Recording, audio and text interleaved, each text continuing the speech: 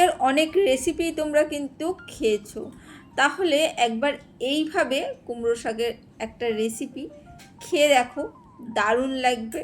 অবশ্যই ট্রাই করো। কিভাবে করেছি চলো দেখে নেওয়া যাক। আজকে কুমড়ো শাকের রেসিপি করছি মুগ ডাল দিয়ে। মুগ ডালটাকে 1 কাপ নিয়েছি, ছোট কাপ, দেখতেই পেলে চায়ের কাপ, সেটাকে ভালো করে ধুয়ে নিচ্ছি। মুগ ডালের অনেক রেসিপি কিন্তু তোমরা খেয়েছো, বা কুমড়ো শাকেরও অনেক রেসিপি খেয়েছো। মুগ ডাল আর কুমড়ো শাক দিয়ে এই রেসিপিটা আমার মনে হয় না তোমরা কোনো দিন ট্রাই করেছো। ভালো করে ধুয়ে জল ঝরিয়ে আমি না ছাদে শোকাতে দিয়ে দিয়েছিলাম ডালটা, সেটা আর দেখাইনি। আর এইখানে দিয়ে দিয়েছি মানে কুমড়ো শাকটা ভালো করে ধুয়ে কেটে রেখে দিয়েছি। ওই লবণ জলে যেমন ভিজিয়ে রাখি আমি গরম জলে, সেই রকম কিন্তু ভিজিয়ে রেখেছিলাম। সেই সবগুলো আগের রেসিপিতে আমি তোমাদের দেখাই, তাই বারবার করে আর দেখালাম না। মুগ ডালটা রোদে দেখো থালার মধ্যে আমি শুকিয়ে নিয়েছি, দেখে বুঝতেই পারছো শুকিয়ে নিয়েছি। এবারে ভালো করে একটু মানে ওই তলায় একটু আটকে গেছিলো, সেইগুলোকে একটু ঘষে ঘষে তুলে নিচ্ছি। আর কুমড়ো শাক কিন্তু অবশ্যই কিন্তু ওই জলে মানে একটু গরম জলে, হালকা গরম জলে একটু লবণ দিয়ে কিন্তু ভিজিয়ে রাখবে, যতই গাছের মানে নিজের গাছের শাক হোক না কেন। কারণ প্রচুর এই বর্ষাকালে পোকামাকড় থাকে, সেইগুলো পেটের মধ্যে গেলে কিন্তু প্রচুর প্রবলেম হতে পারে, তাই অবশ্যই করে রাখবে।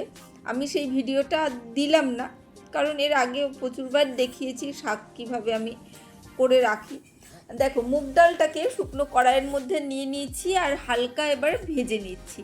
এই জন্যে আমি ধুয়ে ভালো করে জল ঝরিয়ে ওটাকে শুকিয়ে নিয়েছি, কারণ এটাকে আমি ভাজবো বলে। আমি এমনি ডাল কিন্তু ভাজিনি, মানে এমনি পুরোটা ভালো করে মুছে নিয়েও তোমরা ভাজতে পারো, সেটা অনেকক্ষণ সময়ও লাগবে। আমি সেই জন্য একদম ধুয়ে নিয়েছি, ধুয়ে একদম একটু ভালোই রোদ হচ্ছে, রোদে একটু শুকিয়ে নিয়েছি। 2 ঘন্টা রেখে দিলেই কিন্তু খুব ভালো শুকিয়ে যাবে। দেখো ডালটাকে ভাজতে ভাজতে একটু হালকা লবণ দিয়ে দিয়েছি, লবণ দিয়েও সুন্দর করে ভেজে নিচ্ছি। লবণ দিলে কি হবে, খুব তাড়াতাড়ি মানে ডালটা গরমই রয়েছে আর কড়াটাও গরম রয়েছে, তাতে আর একটু ভাজাটা খুব সুন্দর হয়ে যায়। আর এটা কিন্তু লো ফ্লেমে ভাজছি, তাতে ডালটা খুব সুন্দর ভাজা হবে। দেখতেই পাচ্ছ মোটামুটি একটা ডালের রং কিন্তু একটা সুন্দর এসেছে। যারা এই পর্যন্ত এসে লাইক দিতে ভুলে গেছো তারা ছোট্ট করে একটা লাইক দিয়ে দিও। আমি জানি আমার বন্ধুরা মনে করে নিশ্চয়ই লাইক দিয়ে দেবে, তবুও আমি একটু মনে করে দিলাম। দেখো ডালের রঙটা বেশ সুন্দর হয়েছে। ডালটাকে আমি কিন্তু এবার সরিয়ে অন্য জায়গায় রেখে দেবো, মানে একটু ঠান্ডা হতে দিতে হবে। আর খুব লাল করে ভাজবে না, কিন্তু হালকা সুন্দর করে কিন্তু মানে একটু হালকা করে ভাজতে হবে। ওই গরম ডালের মধ্যেই আমি দিয়ে দিচ্ছি পোস্ত, দিয়ে ভালো করে সেটাকেও নেড়ে নিচ্ছি। ডালটার সাথে পোস্তটা মানে গরম গরমে কিন্তু ওটা ভাজা হয়ে যাবে। এই সময় কিন্তু গ্যাসটা জেলে রাখতে হবে, সেই রকম নয়। কড়াটা গরম থাকবে আর ডালটাও গরম থাকবে, তার সাথে কিন্তু খুব সুন্দর করে ওটা ভালো করে হয়ে গেছে, মানে ভাজাটা হয়ে যাবে। আর এইদিকে কড়াইয়ের মধ্যে একটু শুকনো লঙ্কা আর জিরে ফোড়ন দিয়ে দিয়েছি, দিয়েই এখানে দিয়ে দিচ্ছি আমি আলু। একটু খুব বড় নয় খুব ছোট নয়, সেই রকম সাইজের আলু, মানে আলু চচ্চড়ির মতনই আলু কেটে রেখেছিলাম, সেটাকে দিয়ে কিন্তু ভেজে নিচ্ছি সুন্দর করে। অবশ্যই একদিন ট্রাই করো, ট্রাই করলে বুঝতে পারবে এই কুমড়ো শাকের রেসিপি যাকেই খাওয়াবে না কেন তারা কিন্তু প্রত্যেকবার এই রেসিপিটা খাওয়ার জন্য অবশ্যই আবদার করবে। আর এখানে একটু হলুদ গুঁড়ো আর একটু লবণ গুঁড়ো মানে লবণ দিয়ে দিচ্ছি মানে আলুটা ভাজার জন্যে। তাতে কি হবে, আলুর রঙটা খুব সুন্দর আসবে আর আলুর ভেতরে লবণটাও চলে যাবে। এখানে আমি সর্ষের তেলে করছি, তোমরা সাদা তেলেও রান্না করতে পারো, যে যেরকম তেল খাও সেই পরিমাণ মানে সেই তেল দিয়েই করতে পারো, কিন্তু ওই সর্ষের তেলে করলে রান্নাটা ভালো হবে। আর ওই মুগ ডাল আর পোস্তটা দেখতেই পেলে মিক্সির জারের মধ্যে নিয়ে নিয়েছি, একটু হালকা ঠান্ডা হয়েছে, ওটাকে গুঁড়ো করে নেব। আর এখানে আলুটা ভাজতে ভাজতে হালকা ভাজা হয়ে গেছে, এবারে কুমড়ো শাকগুলো কিন্তু দিয়ে দিচ্ছি। আর ডাটা বেশি থাকলে ডাটাগুলো আগে দিয়েও তোমরা রান্না করে নিতে পারো, আর নরম ডাটা হলে এমনি এই কুমড়ো শাকের সাথেই দিয়ে দিতে পারো। আমার ডাটাগুলো নরমই ছিল, সেই জন্য কুমড়ো শাকের সাথেই কিন্তু আলুর সাথে আমি ডাটাগুলো দিয়ে ভালো করে নাড়াচাড়া করছি। যদি পুরোষ্ট মানে একটু শক্ত ডাটা হয় তাহলে তোমরা কিন্তু অবশ্যই ওই আগে ডাটাগুলো দিয়ে একটু আলুর সাথে নাড়াচাড়া করে নেবে, তারপরে শাক মানে পাতাটা দেবে। এটাকে সুন্দর করে একটু হালকা করে নাড়াচাড়া করতে হবে, যাতে মানে শাকটা একটু কমে আসে। একবারে শাক দিলে কি হবে, নাড়াচাড়া করতে অসুবিধে হতো, তাই অল্প অল্প করে দিয়ে আলুর সাথে নাড়াচাড়া করছি। এতে ওই যে শাকগুলো আস্তে আস্তে কিন্তু কমে যাচ্ছে এবং নাড়াচাড়া করতে সুবিধা হচ্ছে। দেখো সুন্দর করে কিন্তু ওই এর আগের রেসিপিটা আমি বলেইছি, কুমড়োর শাক মানে গাছ হয়েছে সেহেতু বাড়িরই মানে কুমড়োর শাক, এটা লাউ শাক দিয়েও তোমরা ট্রাই করতে পারো, কিন্তু কুমড়ো শাকের স্বাদ আলাদা, লাউ শাকের স্বাদ আলাদা। যে কোনো শাক, সব শাকগুলোই কিন্তু স্বাদ আলাদা, কিন্তু রেসিপিগুলো ওইভাবে ট্রাই করাই যায়। যদি কুমড়ো শাক না পাও লাউ শাক দিয়েও ট্রাই করতে পারো। একটু কাঁচা লঙ্কা চিড়ের মধ্যে দিয়ে দিয়েছি, আর একটু লবণ দিয়ে দিয়েছি যাতে শাকটা আরও তাড়াতাড়ি নরম হয়ে যায়, আর শাক থেকে যেটুকুনি জল বেরানো সেটা বেরিয়ে যায়। আর রঙের জন্য একটু হলুদ গুঁড়ো দিয়ে দিচ্ছি, দিয়ে ভালো করে নাড়াচাড়া করে নেব, সুন্দর করে মিশিয়ে নেব নাড়াচাড়া করে। শাকের সাথে আলুটাকে সুন্দর করে ভাজা করে নেব। দেখো দেখতে দেখতে বুঝতেই পারছো শাকটা আস্তে আস্তে কিন্তু ধীরে সুস্থে বেশ কমে যাচ্ছে।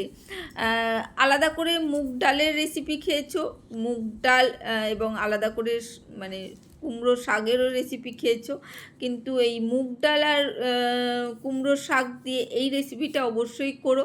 দেখো মানে মুগ ডাল আর ওই পোস্তটা মিক্সির জারে কিন্তু আমি গুঁড়ো করে নিচ্ছি, হালকা একটু গরম ছিল সেই অবস্থায় গুঁড়ো করেছি, তাতে খুব সুন্দর করে গুঁড়োটা হবে।